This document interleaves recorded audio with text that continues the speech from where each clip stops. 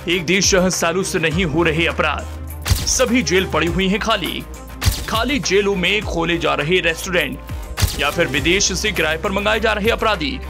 अपराधियों को सजा देने का तरीका अनोखा, बदल जाती है अपराधियों की जिंदगी, अपराध से कर लेते हैं तौबा। ये सुनकर कैसा लगा, कैसा महसूस हो रहा है? जहन में ऐसी कौन सी बात है जो सबसे पहले आएगी? यही ना कि काश कि हम जहां भी रहते हैं वहां ऐसा ही हो जाए। सोचिए, जब आपके यहाँ नहीं होंगे तो क्या स्थिति बनेगी? रात दिन का फर्क मिट जाएगा। कहीं जाने के लिए ये सोचना नहीं पड़ेगा, अरे रात हो गई, अरे सुनसान जगह इस वक्त जाना ठीक नहीं होगा, अरे किसी अनजान व्यक्ति पर भरोसा नहीं करना, अरे घर से निकलते वक्त ताला लगाया या नहीं, जिस ताले को लगाया वो ब्रांडेड है या नहीं।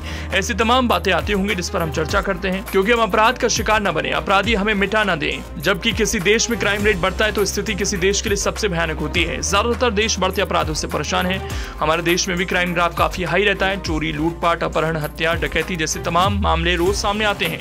हमारे देश में रोज नए नए जुर्म की कहानियां सामने आती हैं, रोज नए अपराधियों को जेल में भरा जाता है। लेकिन एक देश ऐसा भी है जहां लगातार क्राइम नहीं हो रहा, जहां जेल खाली हो गई हैं, जहां ना अपराध है और ना ही अपराधी। अब आप सोच रहे होंगे ऐसी कौन सी जगह है, कौन सा देश है जहां अपराध और अपराधी दोनों ही नदारद हैं? ये देश है नीदरलैंड। यूरोपीय देशों में शामिल नीदरलैंड में क्राइम पिछले कुछ सालों में काफी ज्यादा गिर गया है।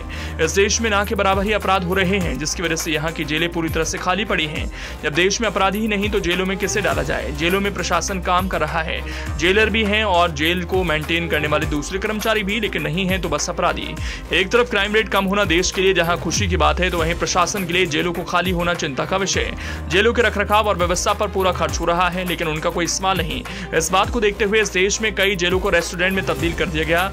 जेलों के अंदर ही बड़े बड़े रेस्टोरेंट खुल चुके हैं और जेल प्रशासन इन्हें चला रहा है। इसके अलावा यहाँ का प्रशासन जेलों को किराए पर देने की भी प्लानिंग कर रहा है। ये लोग विदेशों से अपराधी मंगाकर जेलों में भरना चाहते हैं ताकि खाली पड़ी जेलों से कुछ आमदनी हो सके। यूरोप में ही आसपास के कई देशों में क्राइम रेट काफी ज्यादा है। ऐसे में अगर नीदरलैंड की जेलों को किराए पर लिया जाए तो दोनों देशों की समस्याएं हल हो सकती हैं। यहाँ की सरकार ने नॉर्वे से कुछ साल पहले कॉन्ट्रैक्ट भी किया था और नॉर्वे से यहाँ अपराधियों को भेजा भी गया था। नीदरलैंड की जेल काफी हाईटेक है। यहाँ बंद कैदियों के लिए जेल के अंदर सारी सुविधाओं की व्यवस्था है। यहाँ तक कि कैदियों को रात में इंटरनेट भी प्रोवाइड किया जाता है ताकि वो अपने बच्चों को सुलाने से पहले कहानियां सुना सके। नीदरलैंड की गिनती दुनिया के अमीर देशों में होती है। इनकी अर्थव्यवस्था दुनिया में 15वें नंबर पर आती है। यहाँ की सरकार नागरिकों को बेहतर सुविधा देने के लिए हर संभव काम करती है। इस देश की जनसंख्या भी काफी कम है और यही सब वजह है जो यहाँ के क्राइम ग्राफ काफी कम करती है। अपराध कम होने के अलावा नीदरलैंड की जेलों के खाली होने के और भी कई कारण हैं।